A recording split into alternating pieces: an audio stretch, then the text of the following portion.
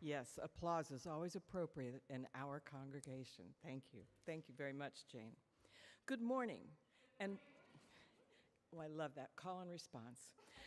And welcome to those of you joining us virtually and those of you present here at All Souls Unitarian Church of Indianapolis. I am Sandy Reed Ryberg. My pronouns are she, her, and I will be serving as the worship associate for today's service, together with Sarah Cannon, Director of Children's and Community Programming, pronouns she, her, and our affiliated multicultural ministry partner, community multicultural ministry partner. It's only 5 words, I can get it. Elizabeth Valencia Gutierrez, whose pronouns are she, Asia, and they. We are your worship team on the chancel today. Love is the spirit of all souls. If you're visiting us this morning, we're very glad you are here with us. While nursery care is available, people of all ages are welcome in the service. People with and without masks are welcome in the service. We invite you and everyone present to please complete a connection card. It looks like this, and it's at the end of the pews, and we collect them during our offertory. This card helps us know how to best stay connected with you and support you on life's journey. We welcome you and invite you to bring with you this morning your whole self as you join us in worship. And please know that if you would like some extra support on this life's journey, our caring team is an extension of the ministry team and is here to support you. You can reach them by calling All Souls and selecting and leaving a message, or by emailing pastoralcare@allsoulsindy.org.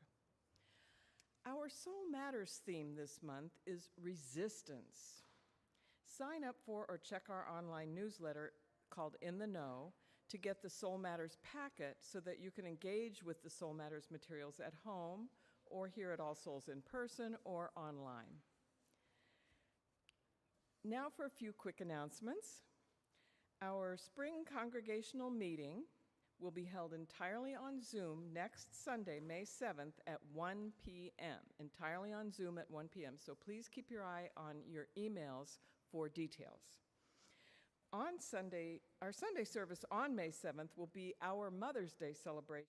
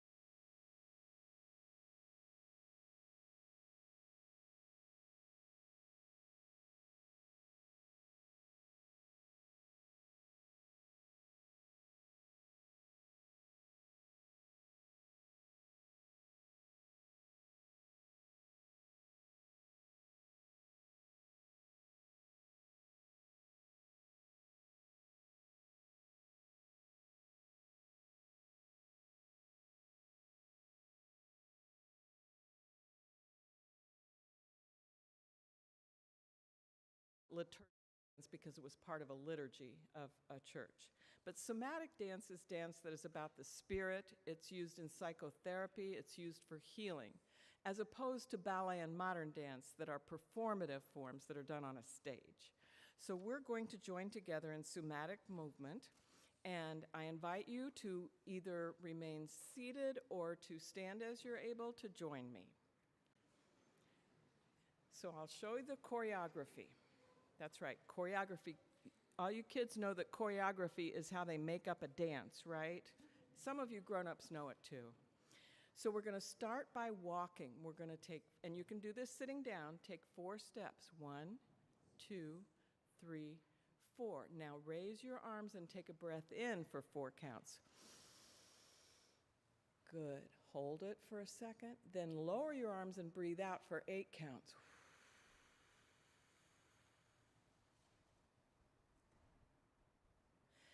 Oh, so good. You guys are great. I'm going to put you on stage. I'm just kidding. All right, now we're going to do it with no sound at all. And I'll step over here to show you, and you can follow me. Ready?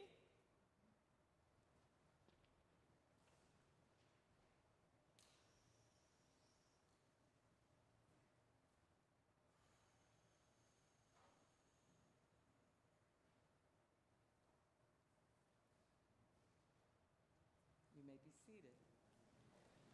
I hope you feel more relaxed. Movement that is not for labor or work, such as taking a walk in nature, which I try to do for at least 20 minutes every day, restores me. Even if I don't get an actual eyes closed type of nap, if I can take a walk, I feel restored. And walking, by the way, is actually a movement in every single dance form, including somatic dance. So no matter whether you can empathize with my political leanings back in the 60s or now, for that matter, you too can learn to resist the pressures of living in a capitalist, work-oriented, class-divided society in a way that you may never thought of as being the start of a revolution or as a spiritual practice. I'm a busy person. That's kind of an understatement if you just think even of all the things I do here at All Souls and the things I do for my family and for the arts organizations and the causes I like to support. So today, I'm going to take a nap. I promise. I hope you will too.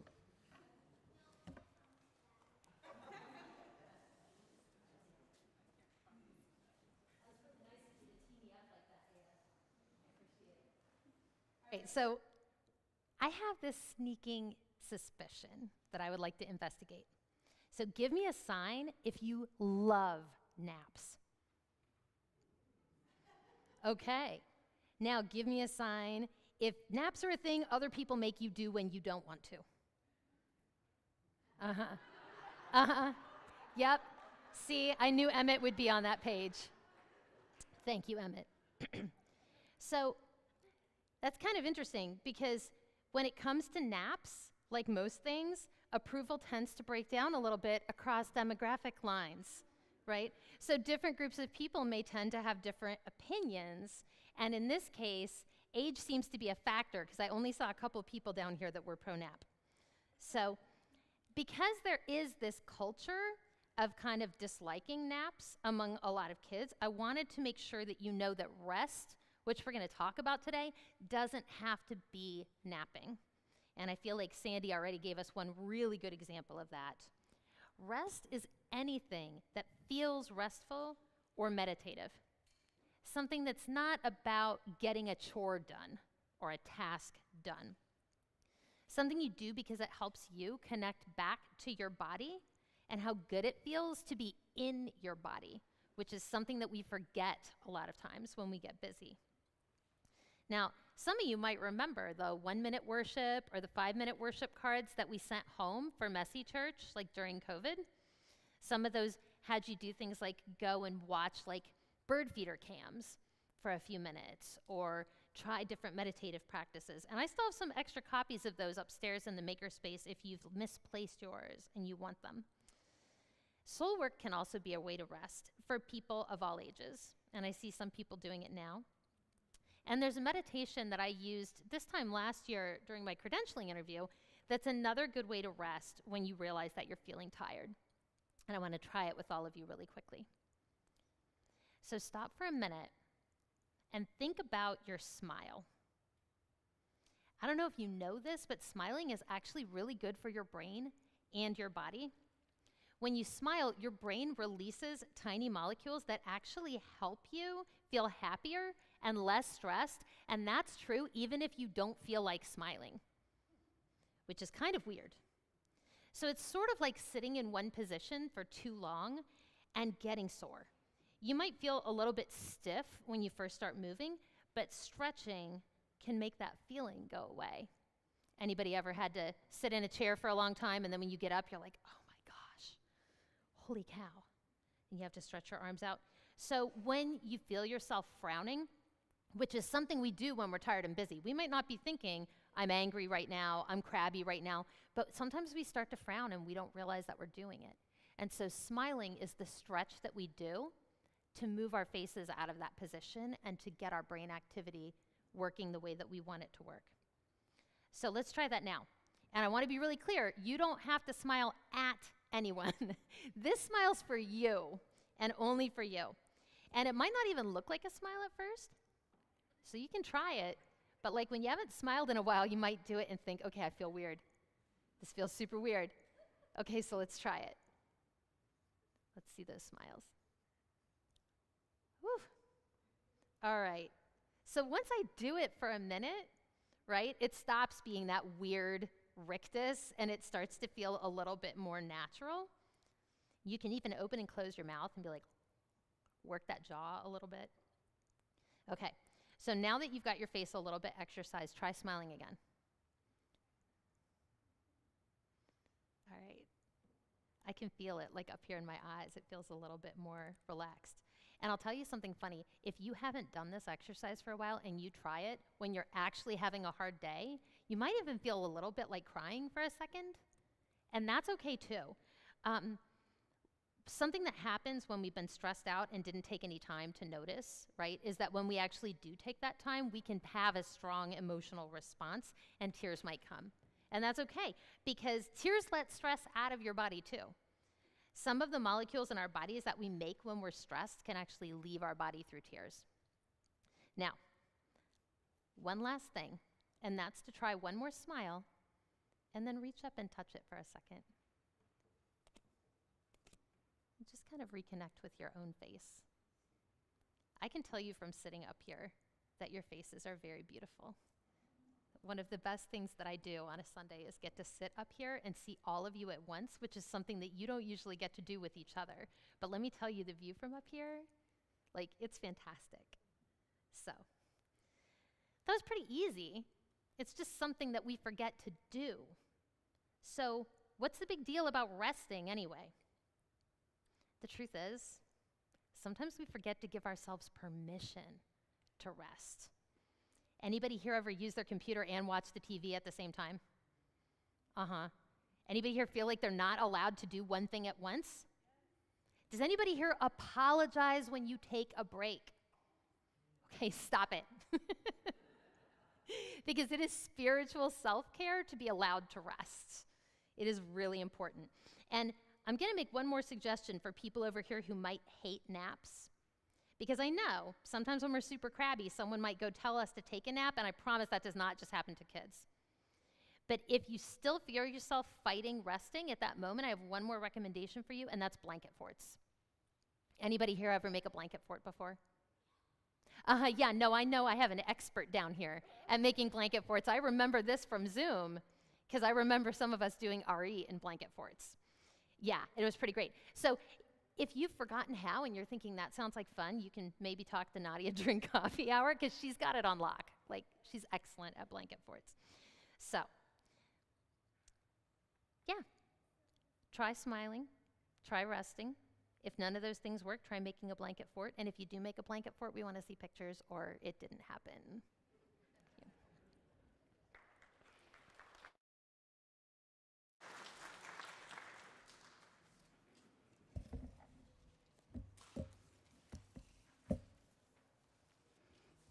Thank you for that, Sarah. It's the simple things in life a lot of the times.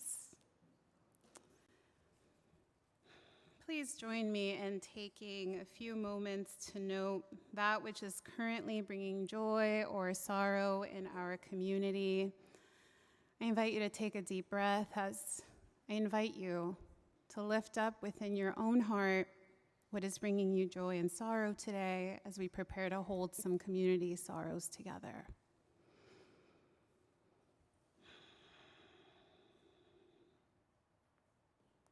This morning, we hold in our hearts the family of Thomas Brody, his wife Vicki, and his two children, Francie and Toby, and their partners, Stephen Conway and Katie Fletcher. Dr. Brody passed away on March 30th, 2023, and a memorial will happen here at All Souls on Saturday, May 6th at 11 a.m., followed by a reception. Also, in our larger community, we hold in our hearts the family of Dan Henkel and his wife Beth Henkel and their children. Dan passed away 2 days ago after a sudden stroke. I met Dan in the early days of my journey within Unitarian Universalism. Our paths crossed at IUPUI when I was a student, bringing my sons, one of them here, who were being homeschooled to school events, and we would find each other again and again at UUI and all over the place because Dan is a music lover. He was an example to me and to so many of us, and his music with his spirit enlivened joy and celebration. He founded the Indie Folk series that has been such a life-giving ministry in our community. He was distinguished as a distinguished Hoosier and a Sagamore of the Wabash by Indiana governors. To me, Dan Henkel is the kind of person I hope to be and remembered as somebody who just loves and loves and loves. And so this morning we hold these sorrows and the many more unnamed, all of the loss and grief, all that is still left to process. And may they, as a part of us, and us as a part of them, be remembered with love and kindness. Amen. I invite you now to close your eyes if you're comfortable, as I invite you into some breath work where we can ground ourselves. And I invite you to ground your feet if you are able, and if you are not, I invite you to notice your feet. And I invite you to take a few deep breaths with me at your own pace, and just to notice your breath.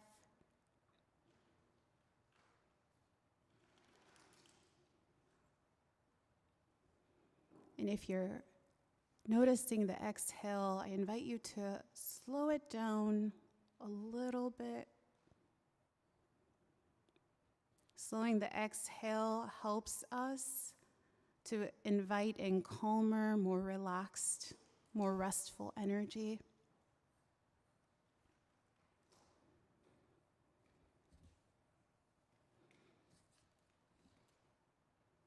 And continue to invite in some deep breaths as I read one of the meditations that Tricia Hersey has in her book, Rest is Resistance. Continue to breathe. She calls us a call to action for rest now. I want you to firmly plant yourself inside your imagination. Take refuge in the beauty and the power of our community care. Take root in our daydreaming. We can rest, build, and usher in a new way. We center rest and care no matter what the systems say. Rest is a portal. Silence is our pillow. Hold silence with me now.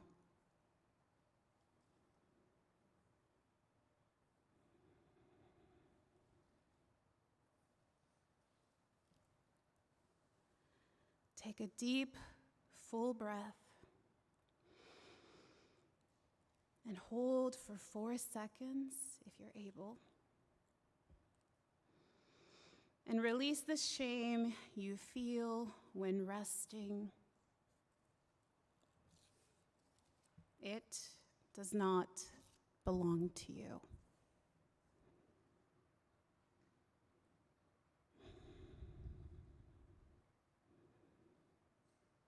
I invite you back in. You can open your eyes. Thank you.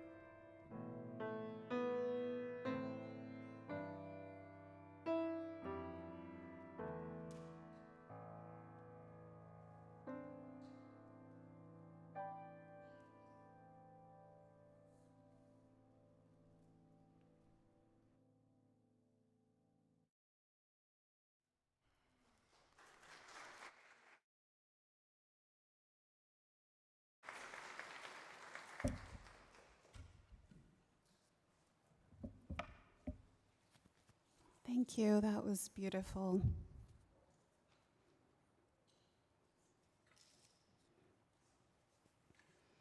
Our reading this morning is coming from the book Rest is Resistance, a Manifesto by Tricia Hersey. She says, the following invocation has been spoken over the tired bodies of thousands of people who have attended our collective napping experiences in person and virtually. a transmission to open the portal of rest. The doors of the nap temple are open. Won't you come? This is an invitation for weary souls to rest. This is a resistance. This is a protest. This is a counter-narrative to the lie that we all aren't doing enough. We are enough. This is a counter-narrative to the lie that our worth is tied to the grind of capitalism and the lie of white supremacy. You are enough simply by being alive. Thank you for living. Thank you for resisting. Thank you for creating. Thank you for dreaming. Thank you for resting. We believe that our healing can visit us while we are napping, while we are resting, while we are sleeping, while we are slowing down. We believe that naps provide a dream and visioning space to invent, to create, to heal, to imagine. This is what resistance looks like. Won't you come? This is a resistance. This is a protest.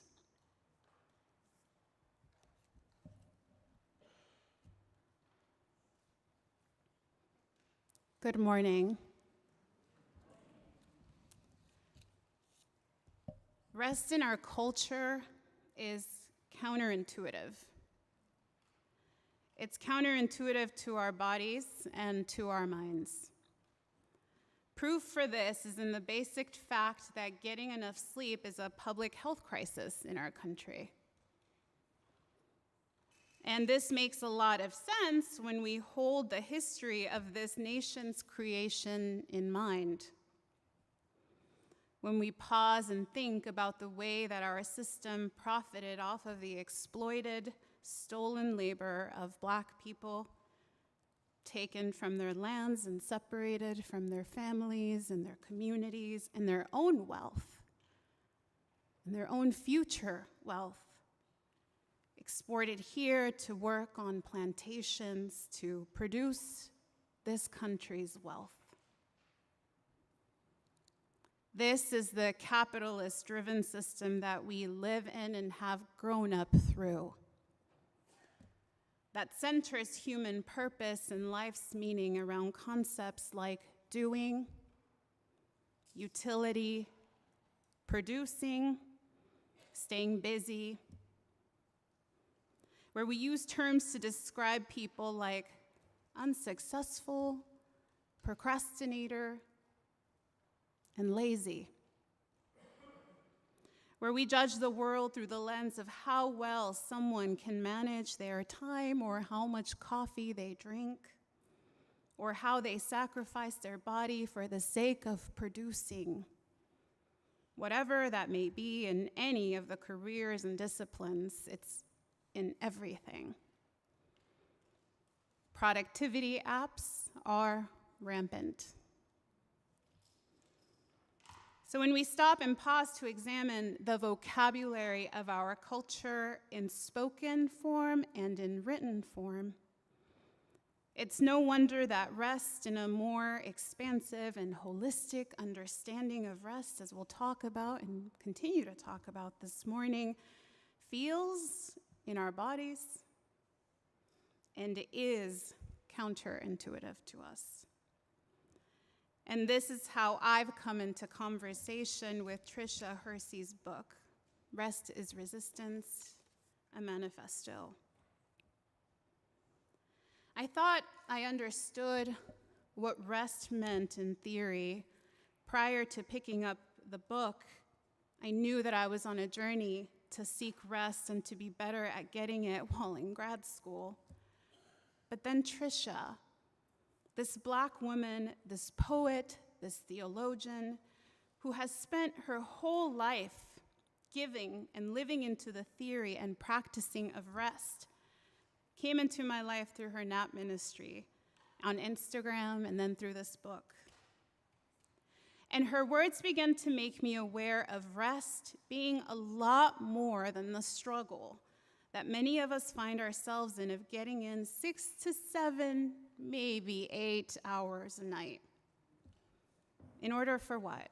To repeat the cycle of producing again, the cycle of checking things off the to-do list so that we can get paid or keep our scholarships or maintain good grades, not lose our jobs in order to just survive. We're not even talking about thriving. I was counting as part of rest all the times that I have collapsed on my couch between the busyness, the chaos, and the chronic pain in my body, feeling guilty, not recognizing that this is just exhaustion and pausing to regain some sort of breath, to regain a little bit of control over a moment when everything else feels out of my control. I use myself here for the purpose of naming those in our community that we know for a fact are tired. People like students, young students, high school students, college students, parents, caregivers, single parents, and our older populations who struggle with sleep fragmentation as a science fact, public health issue as well. Tired, burned out, and expected to figure it out. We can observe how, as a society, we actually don't invite in, we don't welcome or encourage rest, not for ourselves, not for others. And our society is harsh, it's cruel, when it thinks that someone did not work hard enough to produce enough results, and so they don't deserve to stop and rest. Rest a second. But we know through science that to generate good ideas, to be creative, to be more productive, we need more energy. But we need it in more than just mental form. Coffee is not enough. I'm sorry. I quit coffee a year ago. I get it. We need other kinds of energy. We need mental and physical and spiritual and social energy, even sensory energy.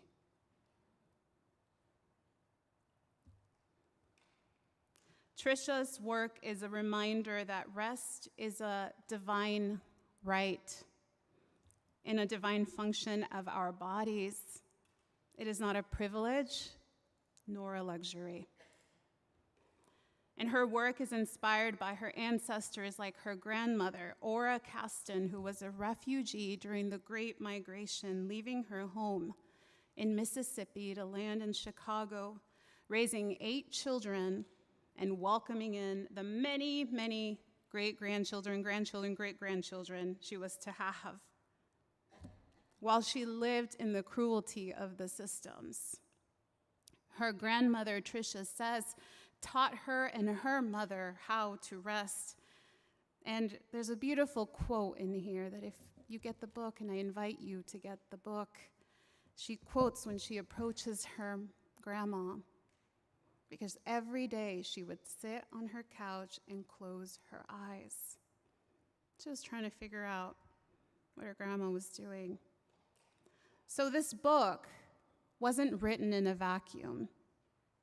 Trisha has been practicing it and studying it. And when she founded the Nap Ministry in 2016, she did so on the basis that, she says, is we believe rest is a form of resistance and names sleep deprivation as a racial and social justice issue. fits with our Soul Matters theme of resistance. In her work, her ministry is inspired by racial and social justice, community care, somatics, sleep science and public health, reparations theory and knowing American history, Black liberation theology, womanism, womanist theology, and more. Womanists like Monica Coleman, who wrote the book Making a Way Out of No Way, a Womanist Theology, which expresses some hope for us in the reconstruction of this world as we know it. And Monica, she quotes Monica in her book as saying, "Sometimes liberation is not possible, but survival and quality of life are."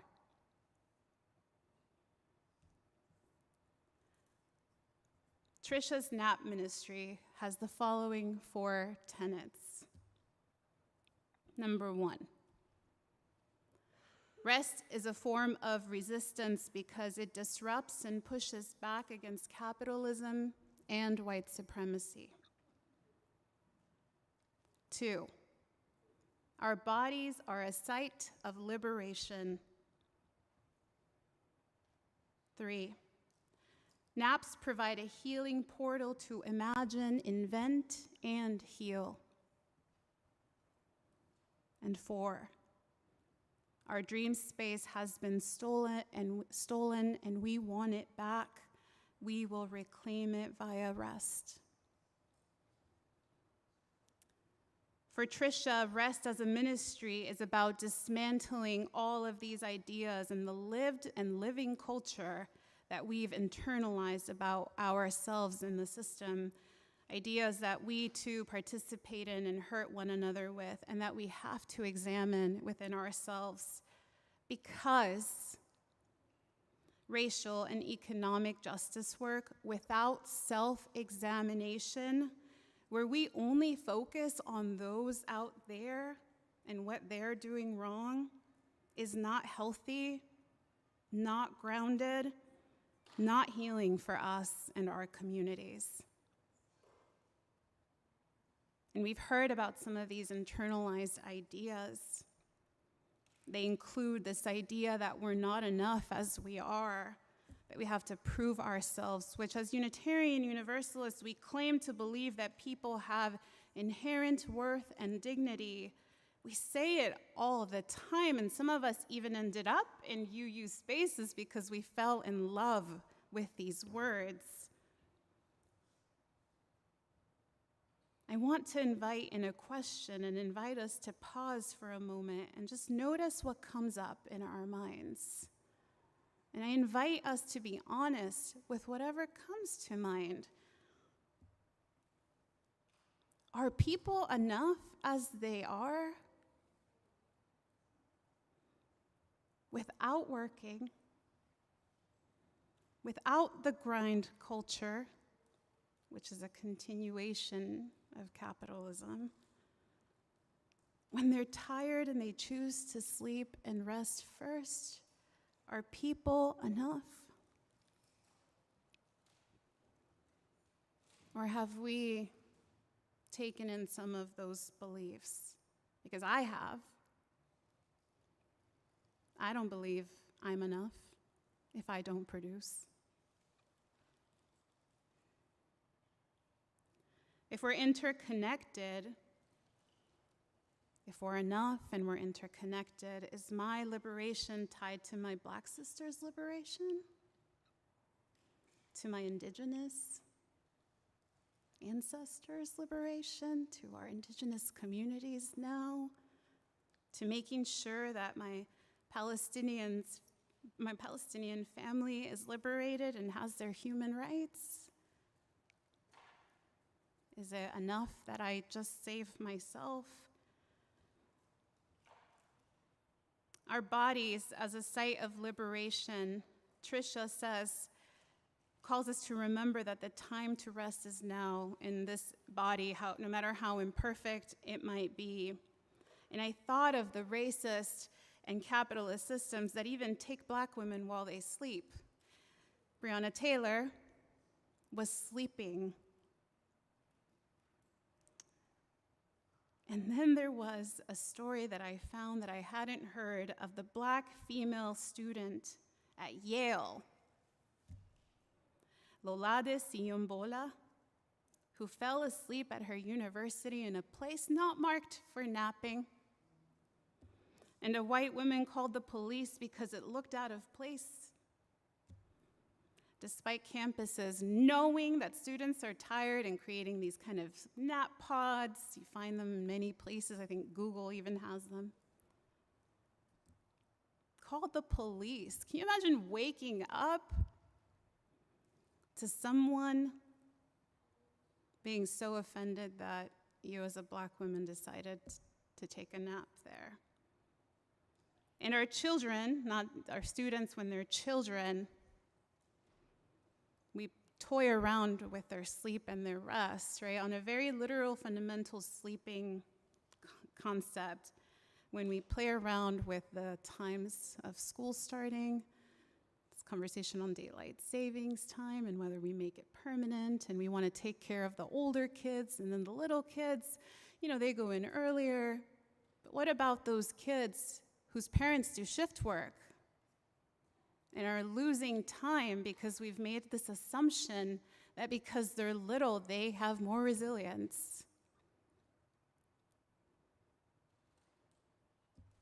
So Tricia keeps opening up this idea of providing a healing portal to imagine, invent, and heal. This idea is about making space to pause and reflect, to notice the synchronicity in our lives, to connect the dots between experiences, to imagine, to slow down, to welcome in the quiet, the silence, to listen better to our bodies and our own needs, and again, invite in new ideas. Maybe even after a tough therapy session and some conflict with our family, we go take a nap, and she adds that it helps us be able to receive also downloads from our ancestors if we rest. And the fourth, this idea of taking our dream space back, she invites us to dream up the world that someone dreamt up for us and that we live in now. This one that we live in now with capitalism, with patriarchy, misogyny, white supremacy, Islamophobia, sexism, transphobia, anti-Semitism, and the list goes on.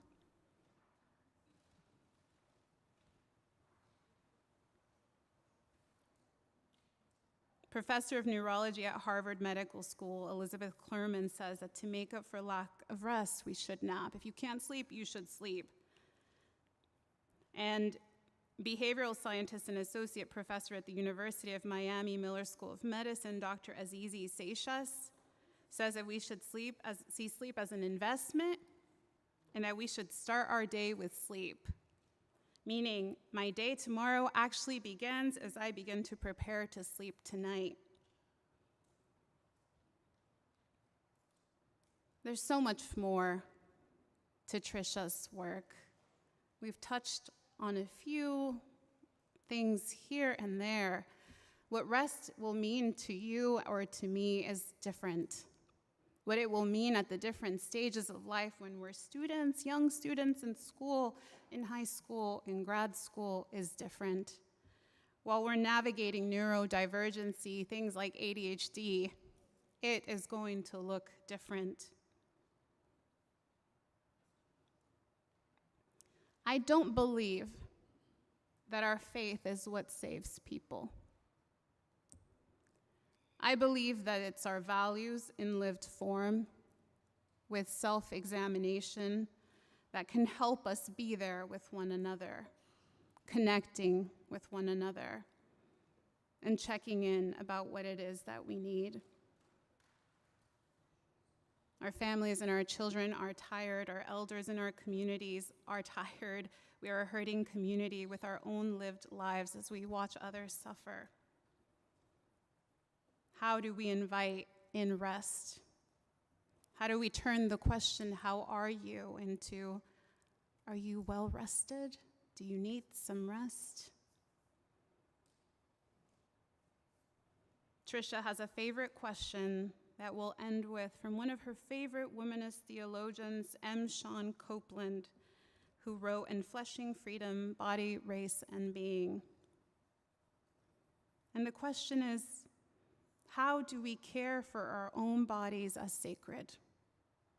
How do we cooperate to craft a world in which all bodies can thrive?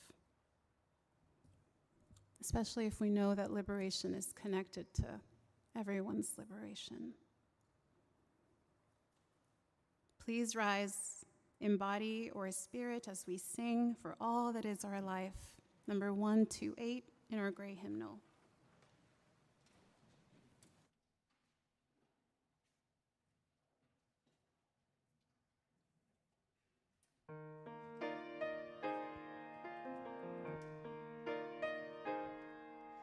For all that is our life, we sing our thanks and praise. For all life is a gift which we are called to use to build the common good and make our own days glad. For needs which others serve, for services we give, for work and its rewards, for hours of rest and love, we come with praise and thanks. For all that is our life, for sorrow we must bear, for failures, pain, and loss, for each new thing we learn, for fearful hours that pass, we come with praise and thanks. For all that is our life,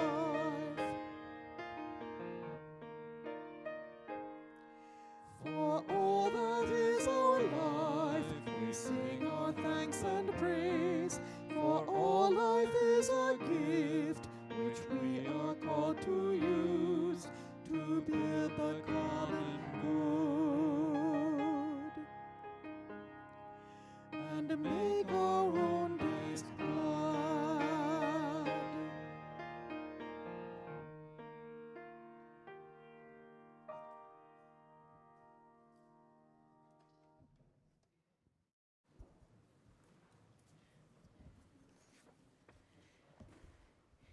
Each week, we gather together to align our giving with our values. We give to support the missions and ministries of our congregation, and we share half of our weekly offering with an organization whose values align with ours. This week, we are giving to the East Coast Migrant Head Start program. This program, which began in 1974, provides high-quality early childhood education to the children of migrant and seasonal farm workers at many locations nationally, including right here at All Souls.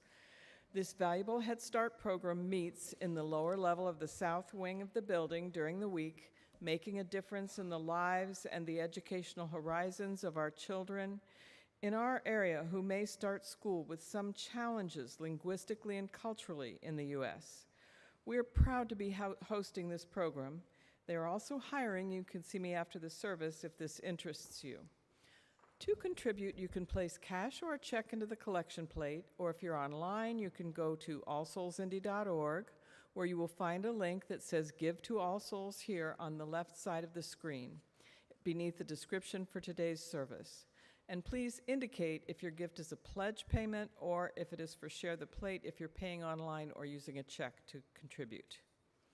Thank you for your generosity in supporting the mission of All Souls and for your continued love for one another and for this world. Please take this moment to make your gift, and the morning offering will now be given and gratefully received.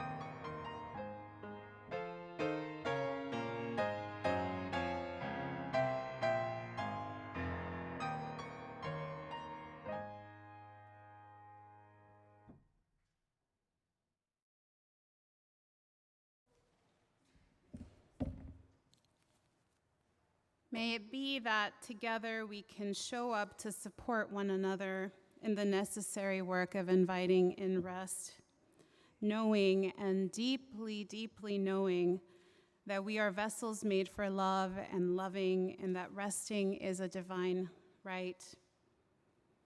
Tricia Hersey blesses us with these words.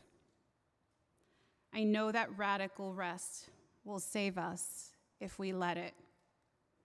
Blessed be, amen, and ashe.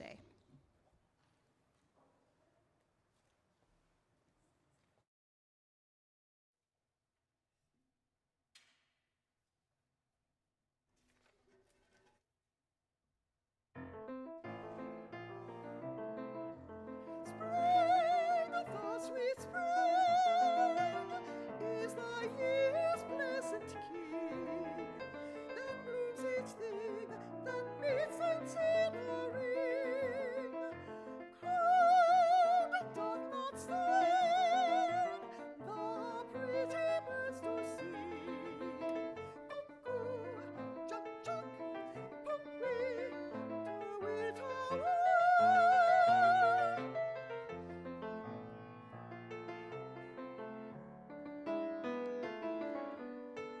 The palm and mead make country houses gay. Lambs frisk and play, the shepherd pipes all day. And we hear a bat tune this merrily. Cuckoo, chuck, chuck,